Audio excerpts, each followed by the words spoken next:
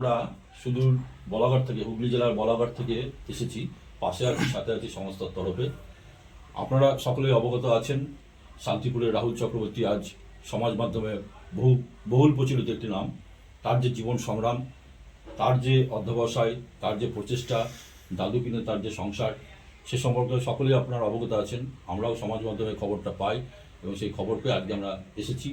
আমাদের তরফ থেকে, আমাদের সংস্থার তরফ থেকে, অর্থাৎ পাশে আছি সাথে আছি তরফ থেকে যৎসামান্য উপহার ওর শিক্ষা খাতে, যাতে ও ফার্দার এডুকেশনটা নিতে পারে, তার জন্য সহায়ক হয়ে ওঠে।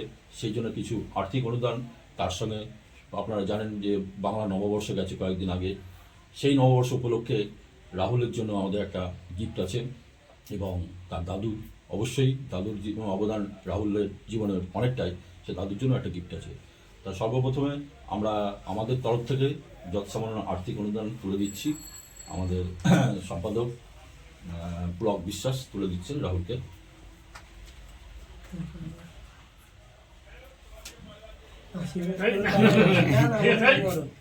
আচ্ছা, এরপর রাহুলের জন্য যে নব উপহার নিয়ে আসা হয়েছে, সেই উপহারটা একটা টি শার্ট। প্রত্যেকে আমরা নববর্ষের নতুন পোশাক পরে থাকি, আমরা সেই পোশাক আমরা একটা তুলে দিচ্ছি। আমাদের সদস্য মনোজ বিশ্বাস এটা তুলে দিচ্ছেন। এটা আমি বড় না, অনেক বড়। ঠিক আছে। এরপর আমি একটু রাহুলকে কিছু জানতে চাইবো। রাহুল, তোমার এই যে জীবন সংগ্রাম, সেই জীবন সংগ্রামটা খুব সংক্ষিপ্ত আকারে তুমি একটু বলো।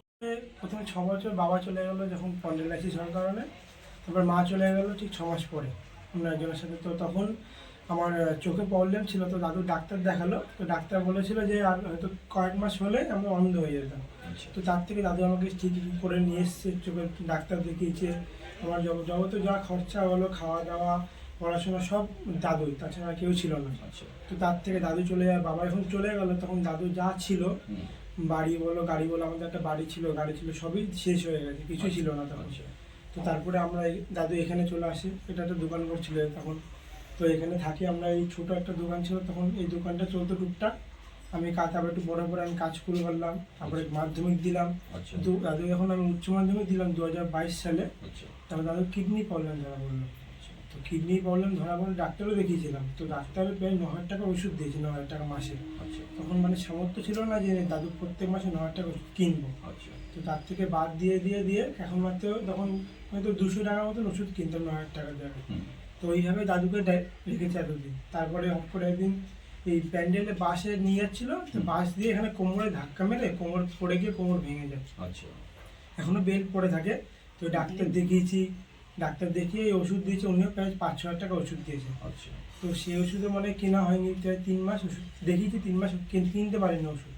প্রথমে হ্যাঁ, অর্থের অভাবগুলো একবারই কিনেছিলাম, তো তারপরে কিনতে পারিনি। বাট এই অতীন্দ্র যখন এসেছিল, অতীন্দ্রদা, তো দাদা ভিডিও করার পরে আমাকে অনেক হেল্প করেছে সব দিক দিয়ে, আর্থিকভাবে, আমার বাড়ির খাওয়া খরচা সবই উনি অনেক হেল্প করেছে। তারপরে যারা ভিডিও দেখেছিল তারা সবাই আমাকে অনেক হেল্প করেছে দাদু ওষুধ কেনার জন্য, আমার পড়াশোনার জন্য, যার কারণে পড়াশোনাটা করতে পারিনি এই আর্থিকের জন্য। তো এখন যার কারণে আমি আবার চাইছি যে আমি আবার নতুন করে ফার্স্ট ইয়ারে ভর্তি হবো, পড়াশোনা আরও নিজে এডুকেটেড হবো, এটা নিজে আরও যে স্বপ্নগুলো আছে পূরণ করবো। তার মানে তোমার 6 বছর বয়স থেকে দাদুই তোমাকে টেক আপ করে সবকিছু করছে আর কি। তাহলে তোমার আগামী লক্ষ্যটা কি, আগামী স্বপ্নটা কি? আগামী স্বপ্ন বলতে দাদুকে একটু ভালো রাখবো, যেগুলো চেয়েছিল স্বপ্নে কিছু করতে, যে আমি একটা কিছু করবো, ওনাকে ভালো রাখবো, এইটুকুই। আর নিজের জন্য একটা কিছু একটা নিজের ব্যবসা হোক বা একটা ভালো জায়গায় গিয়ে নিজে সুখী থাকবো, সবাইকে নিয়ে এইটুকুই ইচ্ছা। আমি যেন কাউকে একটু হেল্প করতে পারি, সবাইকে আপনারা সবাইকে ভালোবাসে দিলে আমাকে এসে এতটা আশীর্বাদ করছে, আমার যেন সবাইকে একটু এইভাবে হেল্প করতে পারি। তুমি এই যে খাজা বিক্রি করছো ট্রেনে, এটা কবে থেকে শুরু করলো? এটা 3-4 মাস হবে। 3-4 মাস শুরু করছো। তাহলে আগামী লক্ষ্য হচ্ছে তোমার পড়াশোনা শুরু। তুমি তো ধরো তোমাকে তো জীবিকা নির্বাহ করতে হবে, আর্নিংও করতে হবে, পাশাপাশি পড়াশোনা করতে হবে। তাহলে তুমি তো রেগুলার কোর্সে পড়তে পারবে না, তাহলে তুমি কি ডিসটেন্সে পাশে ভর্তি হবো যাতে আমি মাঝে মাঝে কলেজ যেতে পারি। আর এই কাজটাই করবো যাতে আমি মাঝে মাঝে কলেজ যেতে পারি, টিউশনই করতে পারি। আর তার সঙ্গে একটা শখ ছিল ফিজিওথেরাপি শেখার। তো অতীন্দ্রদা এরও পুরো ব্যবস্থা করে দিয়েছে, আমার যত খরচা লাগে সবই লাগে। তো এরও প্রত্যেক সপ্তাহে একদিন করে কোর্স হবে। তার মানে তুমি এখন 3টে কাজ করছো। এক হচ্ছে জীবিকা নির্বাহের জন্য, পেট চালানোর জন্য একটা খাজা বিক্রি করবে, হকারি করবে, পাশাপাশি রেগুলার কোর্সে গ্র্যাজুয়েশনটা কমপ্লিট করার চেষ্টা করছো, এবং তারও পাশে আর একটা যাতে আর্থিক ইনকাম আর একটু বাড়ে তার জন্য তুমি একটা ফিজিওথেরাপি কোর্সটাও করছো। খুব ভালো, তুমি ভালো থেকো, খুব ভালো লাগলো। আপনাদের আশীর্বাদ থাকলে হবে, আর নিশ্চয়ই কিছু নয়। নিশ্চয়ই। তা এই যে আজকে আমরা যেটা কমিটমেন্ট করেছিলাম তোমার যে শিক্ষা খাতে যে ভর্তির জন্য যে অর্থটা লাগবে, আশা করি আমরা যে অর্থটা তুলে দিলাম সেই অর্থের সাহায্যে তুমি ভর্তিতে হতেই পারবে। তার থেকেও কিছু অতিরিক্ত অর্থ তোমার বেশি যাবে, যা দিয়েছি আমরা, সেই অর্থ দিয়ে তুমি দাদুর জন্য বা তোমার জন্য যা মনে চাইবে সেই পিছনে খরচা করো। এবং শুধু আজকের জন্য নয়, আমরা আগামী দিনের জন্য তোমার পাশে আছি, থাকবো। যখন যেটা সুবিধা অসুবিধা হবে নিশ্চয়ই তুমি আমাদের বলবে, আমরা সাধ্যমতো চেষ্টা করবো। পাশে আছি, সাথে আছি, আমাদের নামটাও যেমন সেই পাশে আছি সাথে আছি নামটাকে সার্থক রূপ দেওয়ার জন্য আমরা সেটা করেছি, সেটা তো করছি দেখলাম, বা করবো। নাহলে আপনার অত দূর থেকে আমার জন্য এত সকালবেলায় বেরিয়ে। সেটা সেটা কোনো সমস্যা নয়, সেটা করে দেবো। আচ্ছা, আমার আর একটা বন্ধু যে ঝাড়খণ্ডে থাকে, সেই বন্ধু তোমার জন্য কিছু আর্থিক অনুদান পাঠিয়েছে। সে আমাদের পাশে আছি সাথে আছি সংগঠনের সদস্য নয়, কিন্তু আমার মাধ্যমে সে বার্তা জেনে সে স্বতঃস্ফূর্তভাবে কিছু আর্থিক অনুদান পাঠিয়েছে। সেই অর্থটাও আমি তোমার হাতে তুলে দিচ্ছি। তো যদি উনি দেখে থাকেন, ভিডিওটা যদি দেখেন তো বলবেন, অবশ্যই যদি এদিকে একদম। আসে আমার সঙ্গে একটু নিশ্চয়ই দেখবো। ওকে, থ্যাংক ইউ। আসবে আসবে, অবশ্যই আসবে। আরো সব কাজে বেড়ে গেছে তো, নাহলে আরো অনেকেই আসতো। আচ্ছা, আর এবার হচ্ছে আমি দাদুর জন্য একটা নববর্ষের একটা উপহার আমাদের সংস্থার তরফ থেকে। কেন কি আমরা দেখছি প্রত্যেকেই কিন্তু রাহুল আজকে মানে বহুল প্রচলিত নাম হয়ে গেছে, রাহুলের জন্য সবাই ইয়ে করছে, রাহুল প্রকাশ এসে গেছে, কিন্তু দাদু যে রাহুল হয়ে ওঠার পিছনে দাদুর অবদানটা অনস্বীকার্য, বিশাল অবদান।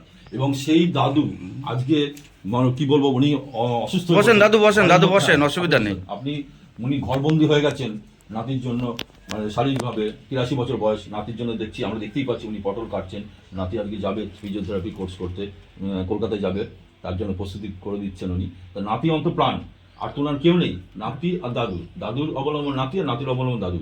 সে দাদুকে কেউ ফোকাস করছে না। আমাদের চিন্তাধারা ছিল যে